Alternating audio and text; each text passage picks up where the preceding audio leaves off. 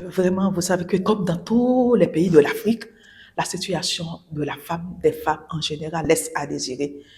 Elles se battent pour pouvoir trouver leur place dans la société africaine. Et ceci, c'est à travers l'accompagnement, l'éducation, la formation que nous leur offrons, les possibilités que nous leur offrons.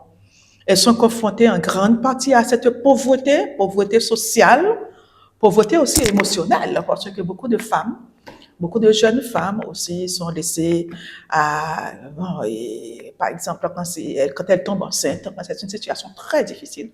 Au Nigeria, c'est là aussi, c'est une réalité qui m'a beaucoup touchée au Nigeria, parce que quand la fille tombe enceinte, elle est enlevée de la réalité familiale, parce que personne ne doit savoir que la fille est tombée enceinte. Et du coup, la fille est envoyée quelque part. Et aussi, la femme perd son mari également. Elle devient, euh, comment je pourrais dire, par terre. Elle n'a plus rien. Elle reste seulement, et si elle ne fait pas attention, même les enfants la famille du monsieur va prendre les enfants, va lui prendre les enfants. Elle va rester sans rien. Donc, c'est une lutte pour certaines de dire que, et par exemple, bon, et mon mari est décédé, donc je vais garder mes enfants. Et des fois, moi, j'ai travaillé avec un groupe de femmes veuves, jeunes femmes veuves, parce que, et qui ont décidé, elles sont jeunes, et après la mort de leur mari, elles n'ont plus rien.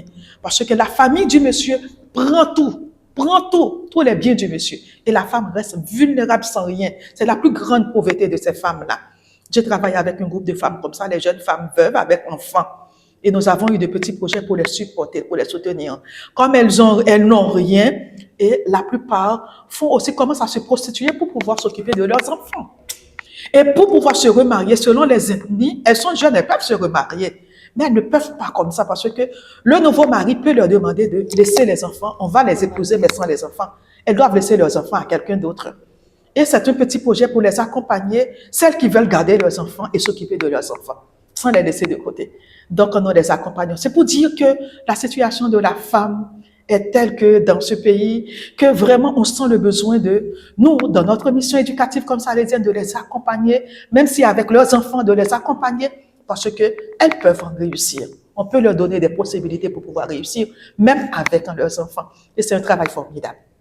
C'est un travail formidable. Elles sont confrontées à cette pauvreté, à des normes traditionnelles qui les écrasent, et tout ça là font que c'est pas évident. C'est pas évident. Et c'est une grande pauvreté à ce niveau-là. Et nous intervenons, nous voulons vraiment qu'elles aient leur place, qu'elles se battent. Et surtout à travers la formation professionnelle. Quand elles sont déjà à ce niveau, nous leur offrons quelques formations professionnelles pour celles qui veulent vraiment apprendre quelque chose et puis continuer à se battre et à lutter dans leur vie.